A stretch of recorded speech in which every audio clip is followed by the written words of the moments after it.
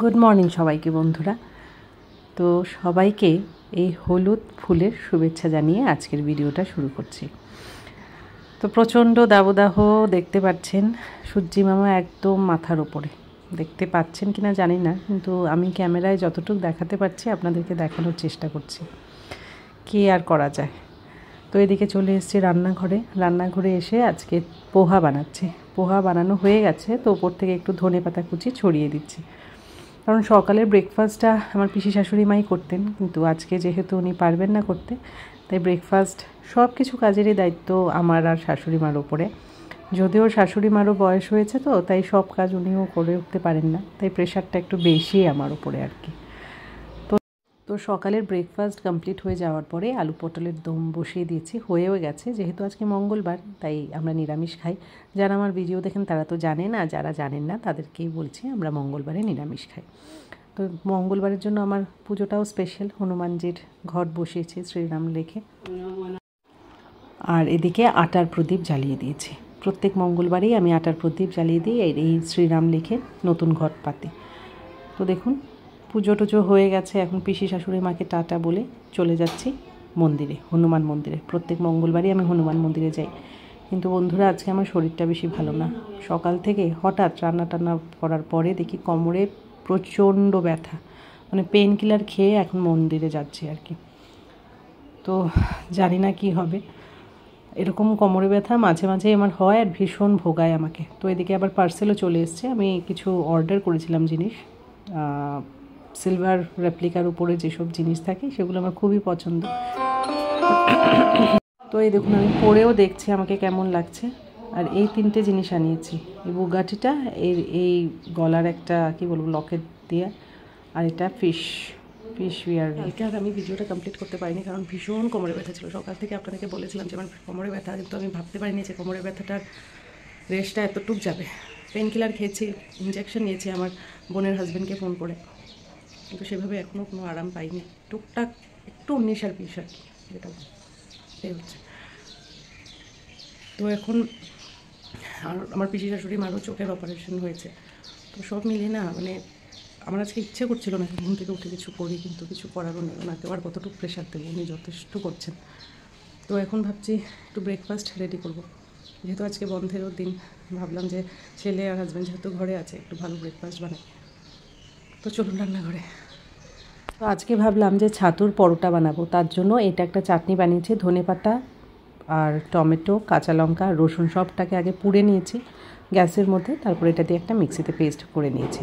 আর এই দেখুন ছাতু, এটার মধ্যে যেটা দেবো সেটা হচ্ছে গিয়ে পেঁয়াজ কুচি, কাঁচা লঙ্কা কুচি আর রসুন কুচি, সব কুচি একসাথে দিয়ে দিয়েছি। এবার এটাকে একটু নুন দেব, হলুদ দেব, আর কি দেব, আদা কুচি, সব একসাথে দিয়ে ভালো করে মিক্স করে সেটাকে কড়াইয়ে একটু নেড়ে চেড়ে নিয়েছি আর কি। ও লেবু দিতে বলতে ভুলে গেছিলাম, লেবু চিপে এটার রসটা দিলাম একটু টকটকের জন্য। যদি কেউ বেশি টক ভালো না বাসেন তাহলে সেটাকে স্কিপ করাও যেতে পারে, এমন কোনো ব্যাপার না। কিন্তু আমি যেহেতু লেবুর মানে ফ্লেভারটা আমার খুব পছন্দ, তাই সব জিনিসেই ভাবে একটু লেবুর রস দিতে। আর ছাতুতে লেবুর রস দিয়েই খাওয়া হয়, আমি যতটুকু জানি ছাতুতে লেবুর রস দেওয়া হয়। শরবতও খাওয়া যায়, সেম প্রসেসিং।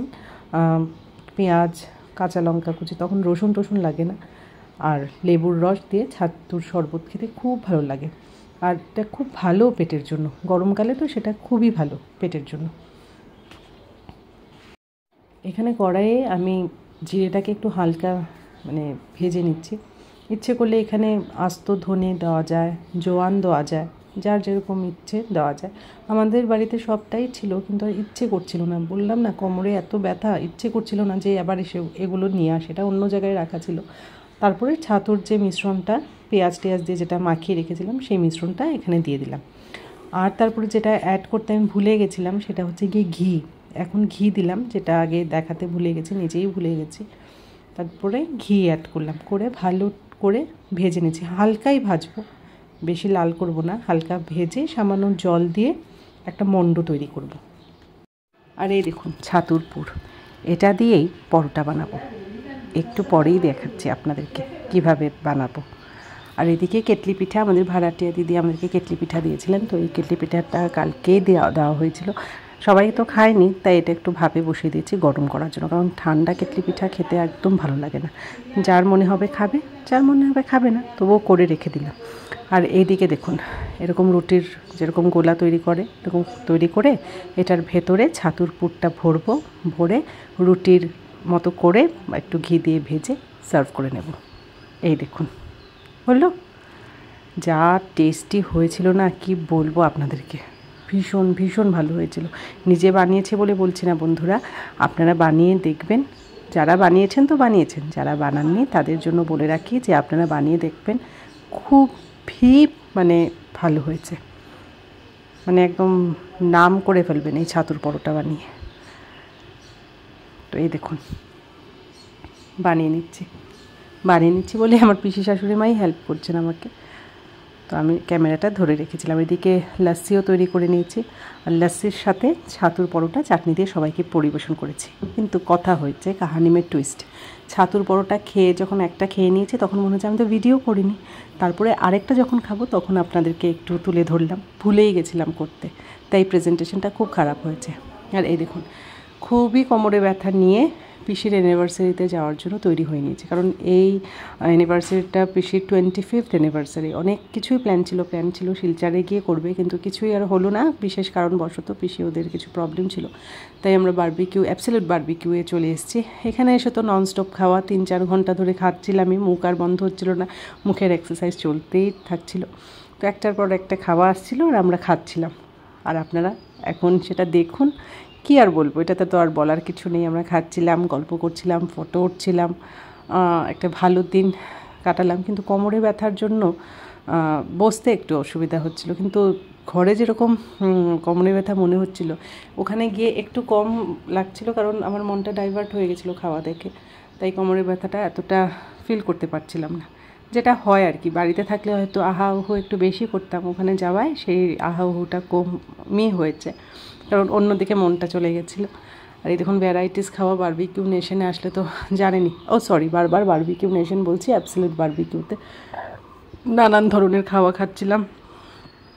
কিন্তু সত্যি কথা বলতে কি, এখানে আসলে যতটা খাওয়া থাকে ততটা খাওয়া কিন্তু খাওয়া যায় না। এগুলো খেয়ে আর মেন কোর্সের দিকে আমরা মানে গিয়েছি ঠিকই, কিন্তু খেতে পারিনি, কারণ এতটা হেভি হয়ে গেছিলাম যে আর খাওয়া সম্ভব হচ্ছিল না। তার জন্য এইখানে আসলে মানে অনেক সকালবেলা আসতে হয়, একটু একটু করে অনেক কিছু খাওয়ার জন্য আর কি। আমরা আস্তে আস্তে প্রায় 2টো হয়ে গেছে, তো কতই আর খাওয়া যায়, আর বেশি এগুলো জিনিস খাওয়া যায় না। মনে হয় অনেক কিছুই খাবো, কিন্তু আসার পরে এই ভ্রমটা ভেঙে যায়। তো আমরা সোডা লাইম একটা অর্ডার করেছি, মানে যার যেটা আর কি, যে যেটা পছন্দ করে। তো এই হচ্ছে আমাদের আজকের কাহিনী। তো সবাই মিলে ফ্যামিলি টাইম ভালোই লাগে স্পেন্ড করতে, আর বিশেষ করে বাড়িতে রান্নাবান্না না করলে বাইরে এসে খেতে একটু বেশিই ভালো লাগে, গরমে আর কি, বিশেষ করে গরমে। তো মেন কোর্স শেষ করে ডেজার্টে চলে আসলাম। ডেজার্টে ছিল অনেক কিছুই, কিন্তু এত কিছু খাইনি, যেহেতু আমার একটু সুগার মানে বুঝতেই তো পারছেন, সুগারের একটু প্রবলেম আছে, তার জন্য বিশেষ কিছু খাবো না করেও অনেক কিছুই খেয়ে নিয়েছে। আর এদিকে বারবিকিউ থেকে পিসি আর পিসোকে এই কেকটা ওরা ওদের তরফ থেকে দিয়েছে, কেক কাটিং হবে এবার। ওরা সবাই সব কিছু প্রস্তুতি করতে ব্যস্ত, তো আমরা এখানে বসেছিলাম, বসে দেখছিলাম যে কত সময় পরে ওরা আসবে, ওদের গান টান চালাবে, তারপরে কেক কাটিং হবে। তো বাড়িতে চলে আসলাম, ড্রেস চেঞ্জ করে ফ্যান চালিয়ে একদম ফুল স্পিডে ফ্যান চালিয়ে পর্দা টাঙিয়ে একদম মাস্ত আরাম করছিলাম। তার জন্য নিজেকে আর ভিডিও করলাম না। তো আপনারা সবাই ভালো থাকবেন, দেখা হচ্ছে আরেকটা নতুন ভিডিওতে, ততক্ষণ পর্যন্ত বাই বাই।